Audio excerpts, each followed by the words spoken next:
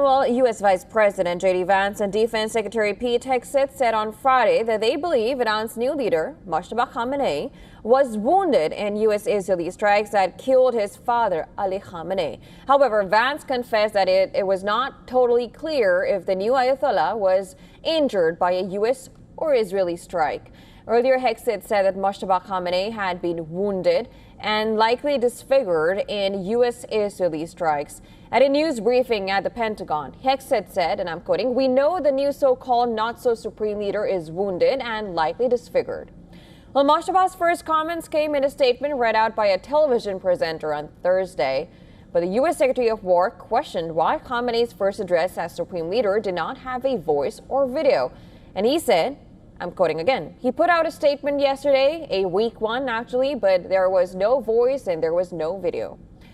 Now, the defense secretary said, and I'm quoting, "Iran has plenty of cameras and plenty of voice recorders. Why a written statement? I think you know why. His father dead. He's scared. He's injured. He's on the run, and he lacks legitimacy. It's a mess for them." He added, "Who's in charge? Iran may not even know." Now, Hegseth's comments come just 2 days after the son of President Masoud Pezeshkian, Yusuf Pezeshkian, confirmed that the newly appointed supreme leader had sustained injuries in the Iran war, but insisted that he was safe and sound.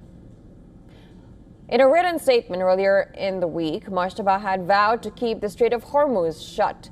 He also called on the countries in the region to close U.S. bases on their territory or risk Iran targeting them.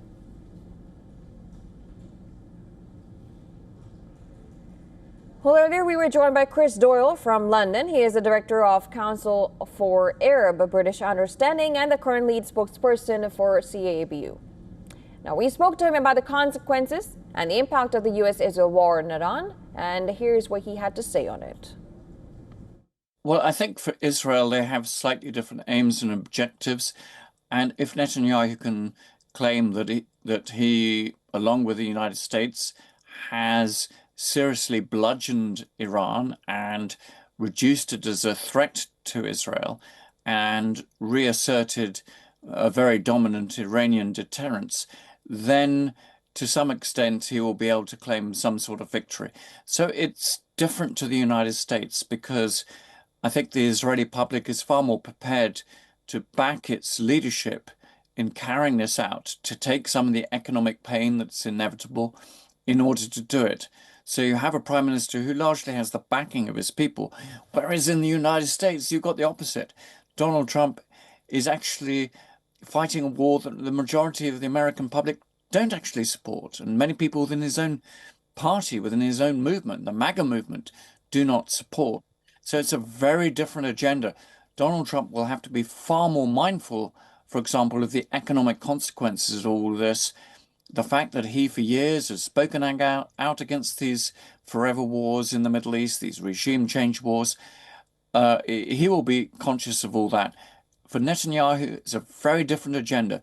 If this war ends up with Iraq in ruins, decimated, militarily compromised, then that can be presented to many others as a success, particularly if he can also claim at the same time that they've further hit nuclear sites, ballistic missile sites as well.